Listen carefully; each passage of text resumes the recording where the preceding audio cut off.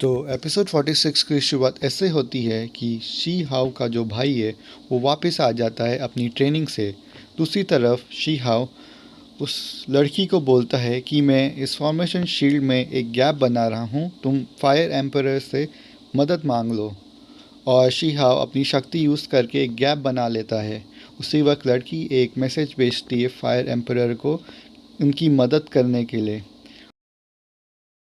और उसी दौरान हम देखते हैं कि थोड़ी ही देर में ऊपर से एक त्रिशूल आ जाता है जो उस फॉर्मेशन को पूरी तरह तोड़ देता है और नाकाम कर देता है।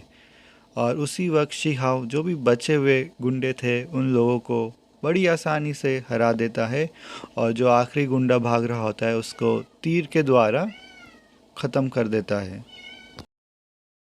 उनको ख़त्म करने के बाद शिहाव को एक स्क्रोल मिलता है जिसमें शक्ति बढ़ाने की तरीके लिखे रहते हैं और उसको एहसास होता है कि इसलिए उसकी दोस्त ने उसको यहाँ भेजा ट्रेनिंग के लिए। और उसी वक्त शिहाव का भाई अपने जगह आ जाता है और कोशिश करता है शिहाव को ढूंढने के लिए। और जब उसको पता चलता है कि शिहाव ने उसको एक फ़ाइट में चैलेंज किया है और वही वहाँ उसका इंतज़ार कर रहा होता है। उसी वक्त हम देखते हैं शियाओ अपनी शक्ति बढ़ाने की कोशिश कर रहा था अपनी ट्रेनिंग के द्वारा जो उस स्क्रोल में लिखा हुआ था। और थोड़ी हम देर में हम देखते हैं कि फायर एम्परर की बेटी भी वहाँ पहुँच जाती है और शिहाओ उसको देख के चौंक जाता है। पर उसी दौरान शिहाओ और उसकी दोस्त दोनों मिलकर बात कर रहे होते हैं उसके आने वाले कंपटीशन के बारे में जो उसके भाई के खिलाफ़ है और दोनों ही आपस में डिस्कशन कर रहे होते हैं। और थोड़ी देर में वो लोग कुछ मछली पकड़ के और सब्जियों के साथ सब साथ मिलके खाना खा रहे होते हैं उसी जगह पे।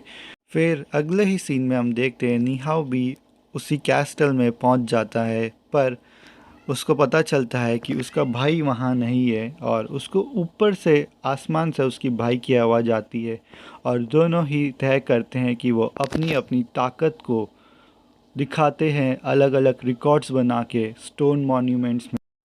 दूसरी तरफ उसका भाई भी अपनी ताकत को दिखाता है और वो भी स्टोन मॉन्यूमेंट्स के लिए रिकॉर्ड्स बनाने लग जाता है। जैसे कि आप आगे आने वाले सीन्स में देख सकते हैं कि दोनों ही कैसे नए नए रिकॉर्ड्स बना रहे हैं अपनी ताकत को दिखाते हुए। आप आगे वाली सीन्स में देख सकते हैं।